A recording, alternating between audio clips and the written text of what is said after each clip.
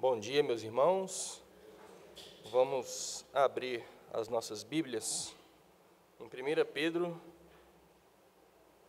capítulo 3. Nós leremos do verso 13 até o verso 17. Então, 1 Pedro, capítulo 3, versículo 13 ao verso 17. Eu lerei e peço que os irmãos acompanhem a leitura aí em suas Bíblias. 1 Pedro 3, versículo 13 a 17. A palavra de Deus diz assim: Ora, quem é que vos há de maltratar se fordes zelosos do que é bom? Mas, ainda que venhais a sofrer por causa da justiça, bem-aventurados sois. Não vos amedronteis, portanto, com as suas ameaças, nem fiqueis alarmados. Antes, santificai a Cristo como Senhor em vosso coração, estando sempre preparados para responder a todo aquele que vos pedir razão da esperança que há em vós, fazendo-o, todavia, com mansidão e temor, com boa consciência, de modo que naquilo que falam contra vós, fiquem envergonhados os que difamam o vosso bom procedimento em Cristo.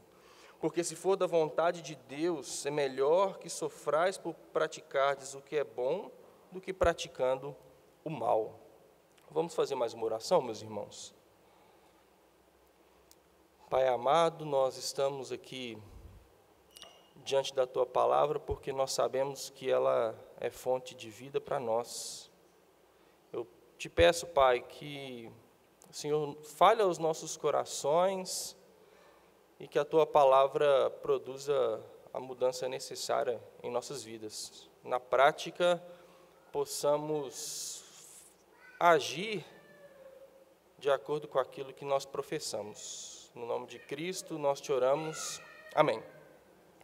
Meus irmãos, talvez todos nós, ou pelo menos a grande maioria, já viu algum tipo de discussão, por exemplo, na internet, né, que hoje em dia virou uma terra de ninguém, sobre defesas da fé.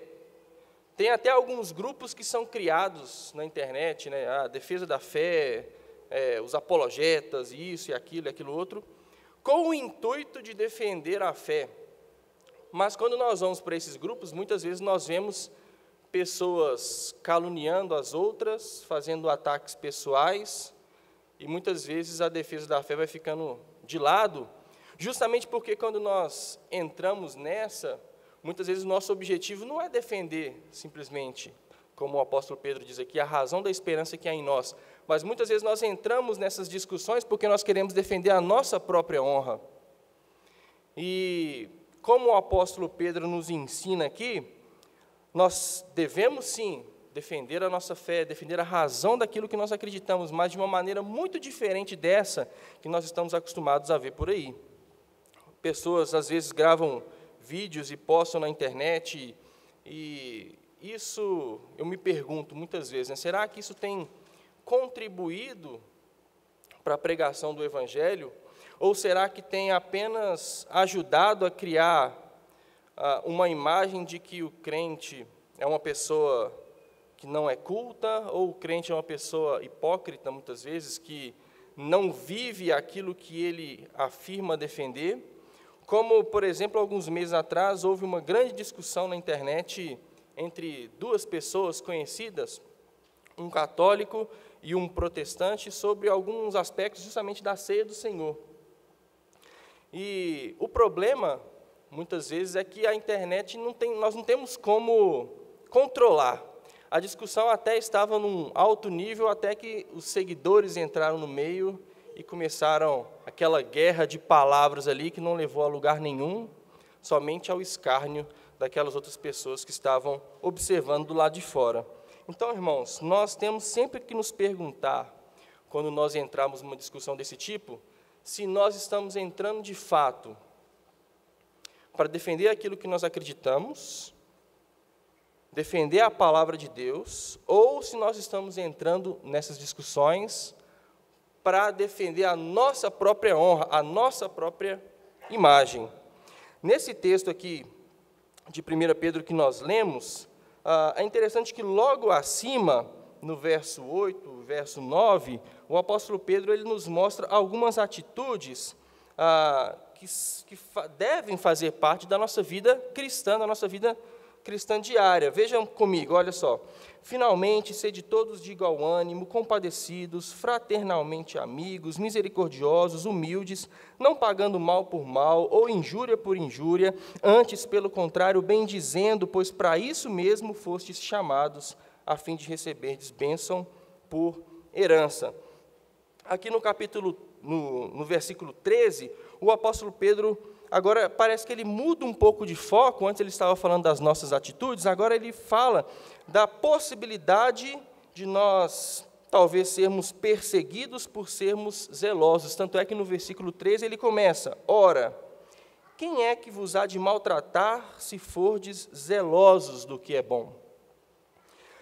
O apóstolo Pedro aqui ele não está negando, né, que nós não podemos sofrer de maneira injusta. Mas os irmãos vão concordar comigo que, normalmente, quando nós somos zelosos por aquilo que é bom, nós não somos perseguidos por isso.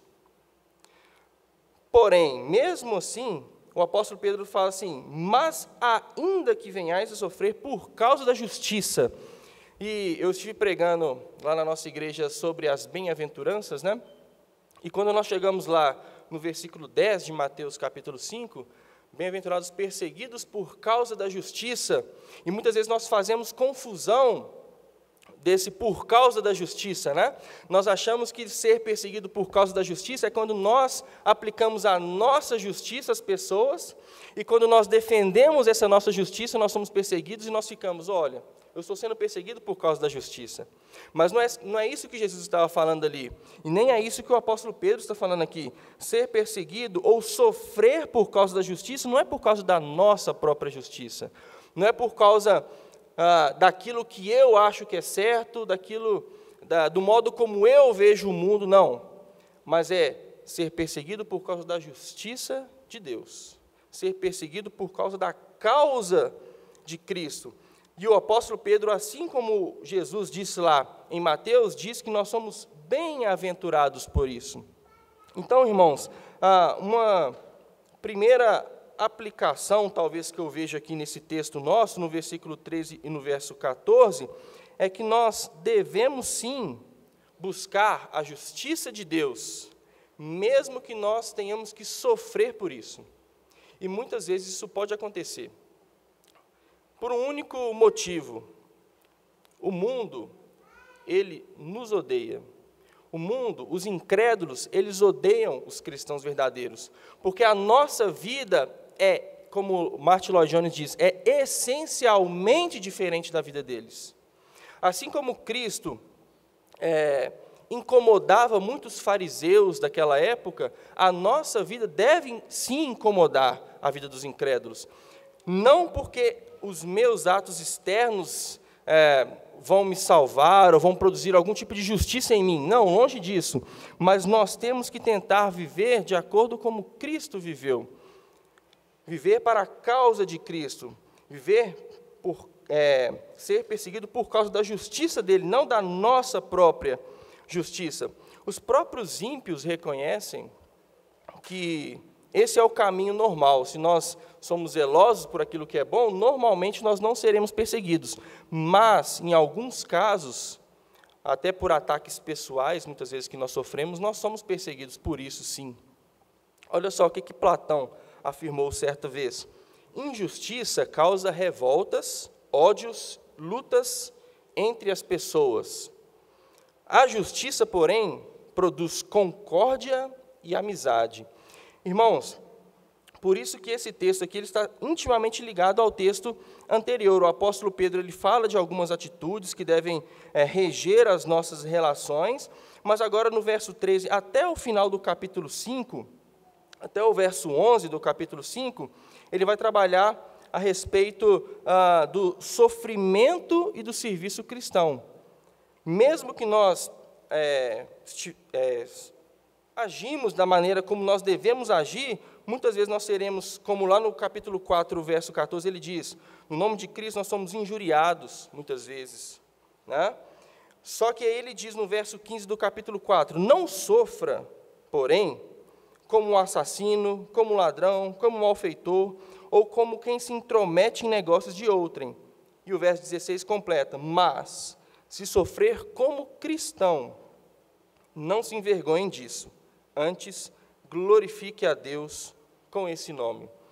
E aí eu deixo uma pergunta, né? Será que nós estamos glorificando a Deus sendo verdadeiros cristãos, ou nós somos cristãos apenas da boca para fora?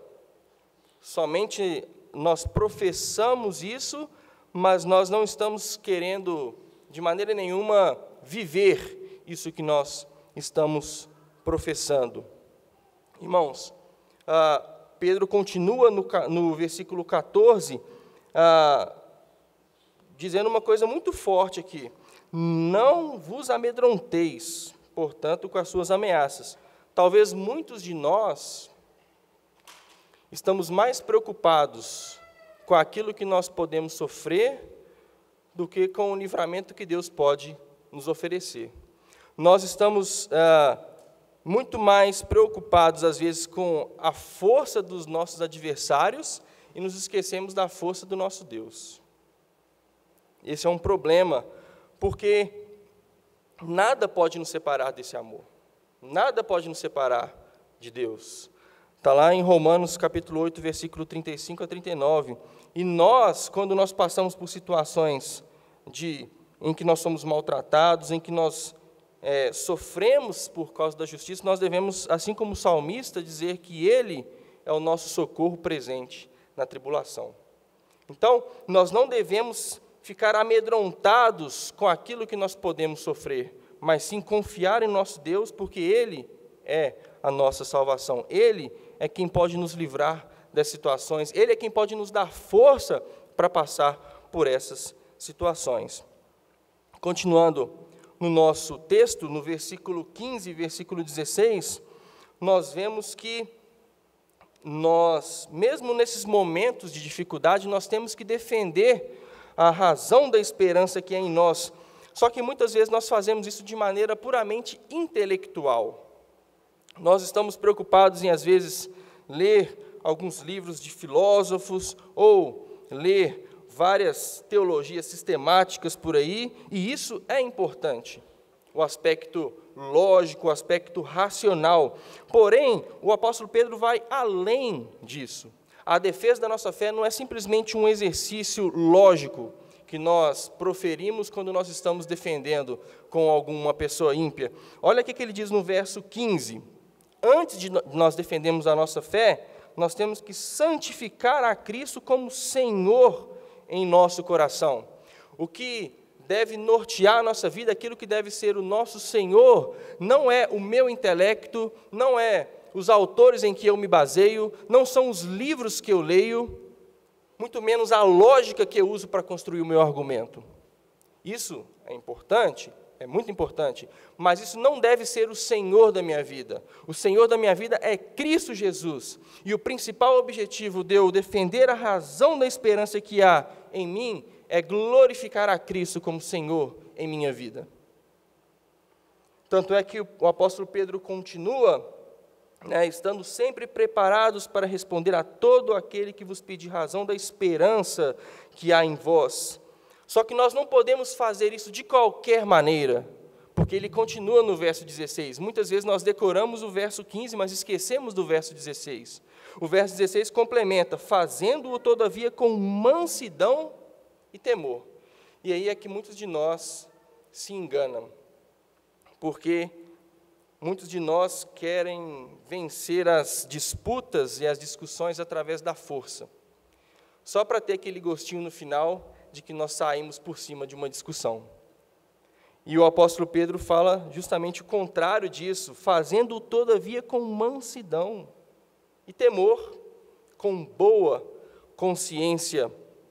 E aí eu faço uma observação, muitas vezes nós não temos a ousadia de pregar ou de defender a nossa fé no ambiente que nós vivemos, justamente porque a nossa conduta, ela não condiz com aquilo que nós professamos, ela não condiz com uma prática cristã. E quando isso acontece, aquilo que nós dizemos, ele tem muito pouco valor para a pessoa que está escutando.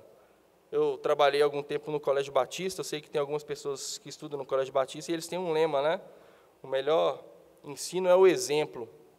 E eu acredito que isso se aplica um pouco às nossas vidas cristãs, porque as pessoas nos reparam, e elas querem ver se aquilo que nós professamos, aquilo que nós defendemos, aquilo que nós acreditamos, será que isso é verdade? Será que isso é real? Ou será que isso é apenas uma invenção de homens? E muitas vezes, quando nós agimos de uma maneira contrária àquilo que nós professamos, nós estamos mostrando para a pessoa que isso não tem valor nenhum. Que eu posso ser um crente não praticante. Será que isso existe? Um crente não praticante? De acordo com a palavra de Deus, nós sabemos que isso não existe. Irmãos, o apóstolo Pedro ele diz que nós temos sim que defender a esperança que há em vós, mas com boa consciência, de modo que naquilo em que falam contra vós, fiquem envergonhados os que difamam o vosso bom procedimento. Irmãos, o nosso bom procedimento é a nossa melhor apologética. O nosso bom procedimento é a melhor forma de defendermos aquilo que nós acreditamos. Assim como um pai que vira para um filho, não faça isso, logo em seguida ele mesmo está fazendo, o que o filho vai entender? Eu posso fazer isso. Nós devemos ser coerentes com aquilo que nós acreditamos. Só que, como nós seremos coerentes se nós não paramos para estudar as Escrituras? Como nós agiremos da forma que nós devemos agir se nós não sabemos da forma que nós devemos agir? Irmãos, nós devemos conhecer as Escrituras, porque só ela pode transformar a nossa vida. Quando nós estávamos lá estudando as bem-aventuranças, uma coisa ficou muito clara para a igreja, que nós, por nós mesmos, o homem natural, nunca pode ser aquilo que Jesus está descrevendo ali. Somente através do Espírito Santo e da sua santa palavra nós podemos ser transformados e vivermos de acordo com o que ela mesma diz. Assim, nós podemos sim defender a razão da esperança que é em nós com boa consciência diante dos incrédulos. Por fim, irmãos, o verso 17, ele diz que o nosso sofrimento faz parte da vontade de Deus. Se os irmãos repararem aí, olha só o que o apóstolo Pedro diz: porque se for da vontade de Deus, é melhor que sofrais por praticardes o que é bom do que praticando o mal. Tem até um pouco a ver com o verso que nós lemos aqui do capítulo 4, né? Versículo 15 e o versículo 16. O versículo 15, ele fala assim, não sofra por essas coisas, não sofra por praticardes aquilo que é mal.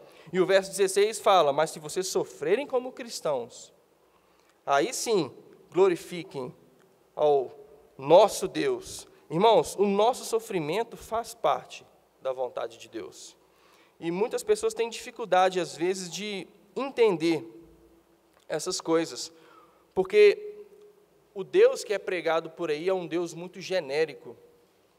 O Deus que é pregado por aí é um Deus que é puro amor, mas ninguém ressalta o aspecto da justiça de Deus, da soberania de Deus em todos os aspectos da nossa vida.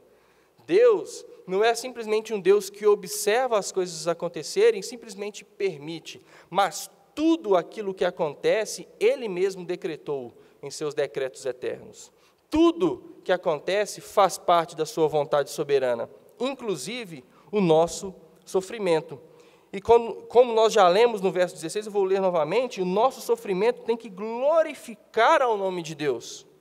Lá no capítulo 1, versículo 6 e versículo 7, o apóstolo Pedro diz assim, nisso exultais, embora no presente por breve tempo, se necessário, sejais contristados por várias provações, para que, uma vez confirmado o valor da vossa fé, muito mais preciosa do que o ouro perecível, mesmo apurado por fogo, redunde em louvor, glória e honra na revelação de Jesus Cristo.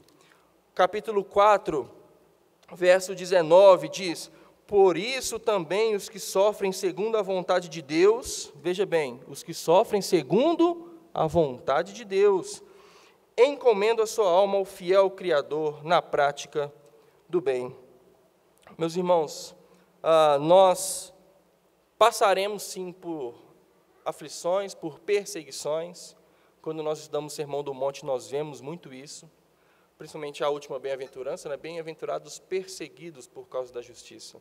Bem-aventurados perseguidos por causa do meu nome, porque esses sim serão bem-aventurados, esses sim serão os felizes. Muitas vezes nós focamos no momento de provação que nós passamos, mas nós não estamos interessados em saber o que Deus está querendo trabalhar em nossa vida nesses momentos.